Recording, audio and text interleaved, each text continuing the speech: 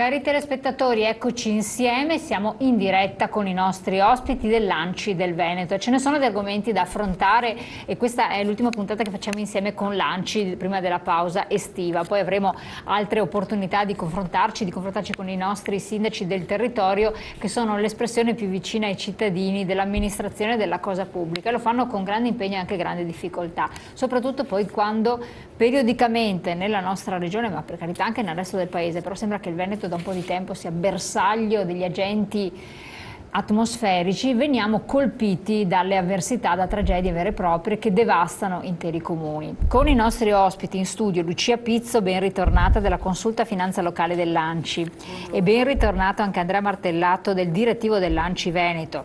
Martellato, sindaco di Fiesso d'Artico, quindi un comune limitrofo alla tragedia che abbiamo avuto del tornado, sostanzialmente, perché si può definire tale, mentre Lucia Pizzo, vice sindaco di Piove di Sacco, per fortuna graziati, diciamo così.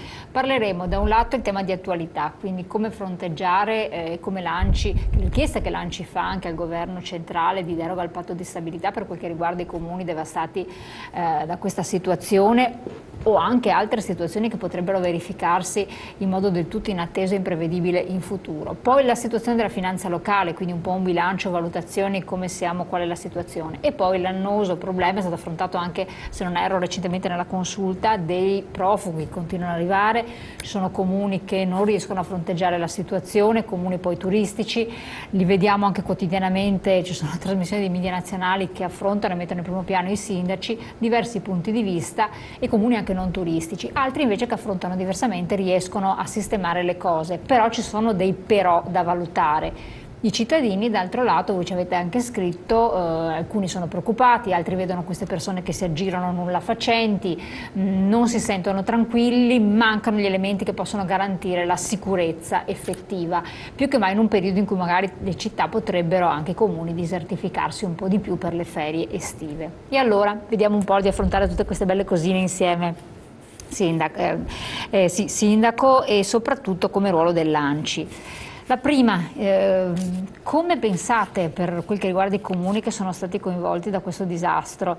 Ma è sempre un po', capita l'evento, capita questo, come sono capitati altri, purtroppo potrebbero succederne altri ancora, e il problema resta sempre quello, no? I cittadini devono fare la colletta, devono arrangiarsi, e poi i sindaci ottengono qualcosa dal governo, almeno una deroga, perché c'era stato, no, un provvedimento che dava una marginalità superiore, o no?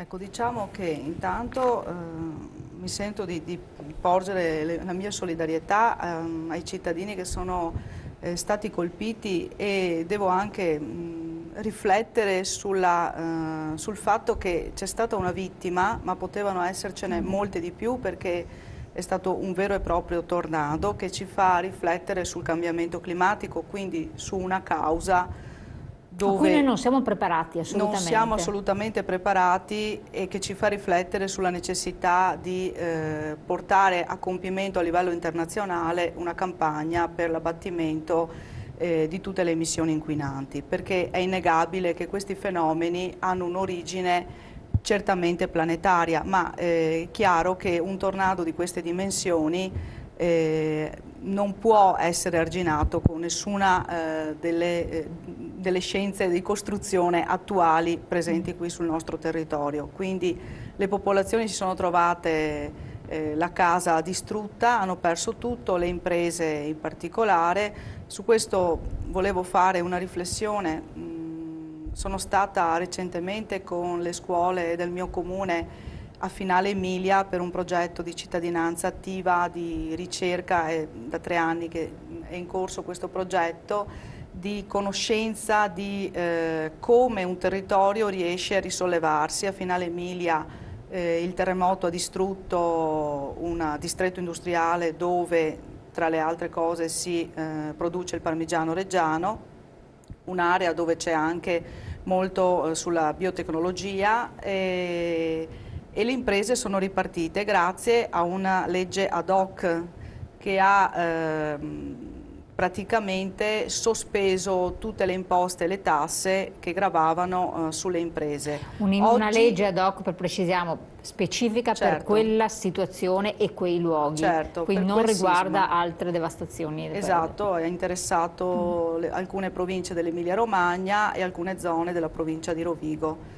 Quindi una legge specifica, e parlando con gli imprenditori durante questo viaggio, gli imprenditori avevano un elevatissimo senso di gratitudine nei confronti dello Stato e le aziende sono ripartite molto bene. Oggi quei distretti lavorano molto con l'estero, le costruzioni sono ovviamente ora antisismiche al 100%, e però questo modello ha funzionato. Probabilmente, quindi hanno già ricostruito, si sono già avviati. Certo, e secondo me probabilmente questo è un modello esportabile, questo è un modello che ha funzionato alla prova dei fatti. Il municipio di Finale Emilia in realtà non è stato ricostruito e probabilmente non si sa nemmeno quando, ma a mio avviso prioritario è ricostruire la struttura produttiva, prima ancora che la struttura pubblica. Dare lavoro insomma alle persone che erano occupate precedentemente. Oggi come oggi è la priorità, per cui anche il comune di Finale Emilia è ancora nei container e il consiglio comunale si tiene in una tensostruttura dove noi abbiamo pranzato con gli alpini e la Croce Rossa.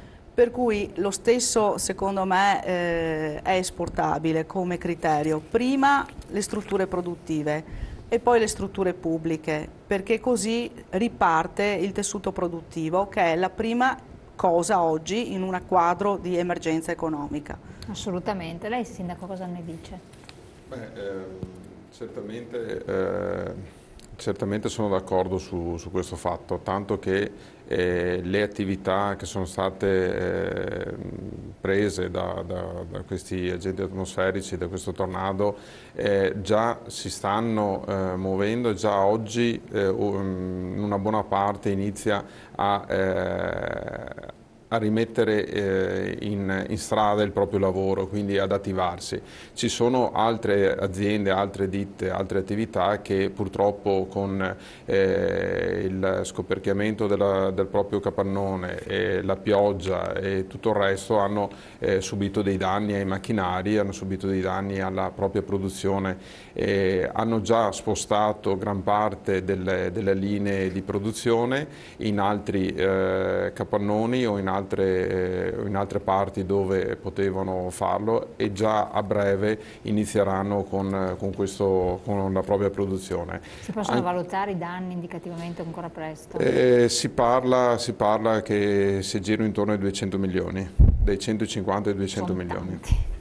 Sono tanti soldi, ma voglio dire che la gente, abbiamo visto, seppure il mio comune non è stato coinvolto da questo, io ero in prima linea con i miei colleghi sindaci, perché ci vediamo ogni giorno, ci sentiamo ogni giorno, la mia protezione civile era fuori da subito, e ho visto molta gente che dava aiuto a tutti, disponibile al 100%, e di questo io devo ringraziare il nostro popolo, la nostra gente, non solo la nostra gente di quel settore, ma gente che arrivava da tutto il nord Italia. E questo ci deve far pensare che a volte parliamo che i cittadini italiani non sono disponibili, lo sono, in casi gravi come questi lo sono, e anche le piccolissime attività. Parlo della parrucchiera, parlo del centro estetico, si sono dati una mano, addirittura un negozio di parrucchiera ha disponibile un locale del proprio negozio per far continuare l'attività della parrucchiera che era stata coinvolta e che non aveva più il negozio, in modo che i propri clienti potessero utilizzare. Questo è sicuramente un non approfittarsene per chi non è stato coinvolto, ma dare una mano a chi purtroppo ne ha risentito. E su questo noi sindaci, proprio ieri mattina abbiamo avuto la conferenza dei sindaci sul tema, con la presenza del sottosegretario Barretta in rappresentanza del governo, e abbiamo chiesto, oltre ovviamente, come abbiamo fatto come ANCI, l'esclusione dal patto di stabilità per i 3 comuni, per i 3 comuni che sono stati coinvolti l'esclusione dal patto di stabilità anche per dei contributi che altri comuni vorrebbero dare. Noi di 17 comuni della nostra conferenza abbiamo sottoscritto un documento che qualora il governo ci esonerasse dal patto di stabilità sulla cifra da trasferire a questi comuni, saremmo disponibili a dare 10 euro per abitante, quindi per esempio per il comune di Fiasso d'Artico, che siamo in 8.000 abitanti, dare 80.000 euro ai comuni colpiti se il governo ci permette di esonerare questa cifra dal patto di stabilità e utilizzare l'avanzo di amministrazione. Ecco, sì, questo che stai dicendo, sia è incommiabile impegno da parte dei cittadini che in varie situazioni anche in Emilia si è sempre manifestato, quindi è innegabile. Possono anche tacciare i veneti di quel che voglio, però i veneti si danno sempre da fare, non solo i veneti. Il problema è sempre quello, i cittadini di volontariato lo fanno manualmente, lo fanno elargendo, ci sono stati dei conti correnti che sono stati aperti, anche in regione, i cittadini hanno dato, danno. Il problema è quanto deve dare lo Stato a questo punto, perché lo Stato pretende soltanto in Camera e poi si scoprono i rivoli, le cascate dove vanno a finire i soldi, stanno venendo fuori quotidianamente, sì. Sono lo scandalo nazionale, l'aberrazione. I cittadini pagano le tasse, pagano tutte le persone oneste e poi danno. Questo non è giusto, è giusto che lo Stato quando deve dare mantenga le promesse e non faccia solo che prendere. A questo punto deve fare anche la sua parte, altrimenti il cittadino si dice: ma perché non devo fare io da me tutto quanto? Se non ricevo nessun servizio in contraccambio, se devo fare il volontariato, la protezione civile del comune limitrofo che si toglie per dare, no, il comune ha già dato, dia allo Stato centrale, rinunci a, chieda giù che hanno di più, no? Io cerco di mutuare il pensiero di chi ci ascolta in questo momento. Se voi dovete fare le osservazioni telefonate perché le linee sono aperte. Infatti la posizione del sottosegretario ieri è stata proprio in questa linea, cioè è stata un po', e non ne faccio colpa al segretario perché capisco che anche lui deve confrontarsi con il governo, deve confrontarsi con la propria struttura, eccetera, però ci ha lasciato un po' di amaro in bocca perché ha detto: beh, intanto arrangiatevi con quello che avete, dopo noi faremo una legge ad hoc, cercheremo di fare una legge ad hoc per esentare il patto di stabilità, perché bisogna esentarlo, questi comuni, quando gli abbiamo chiesto la proposta degli altri comuni che si sarebbero attivati per dare questo contributo, ha detto: questo è più difficile farlo, però vedremo cosa si potrà fare. Intanto agite sullo spazio del patto di stabilità verticale che avete nella Regione Veneto. Ma allora a questo punto come Regione ci arrangiamo e certo, ci facciamo tutto. Non abbiamo avuto un riscontro immediato. Io spero e confido che questo riscontro ci arrivi dal governo nei prossimi giorni. Se non dovesse arrivare? Se non dovesse arrivare, i cittadini possono stare tranquilli perché i miei colleghi sindaci e tutti noi, chi più chi meno, ma penso tutti noi, faremo il massimo perché questo succeda. Nessuno verrà lasciato da solo, nessuno, anche coloro, e sono 90, che in questi giorni si troveranno con l'abbattimento della propria casa, ricordo, perché le case coinvolte sono circa 150, qualcosina di più. Inagibili, vero? Inagibili da abbattere, sono 90.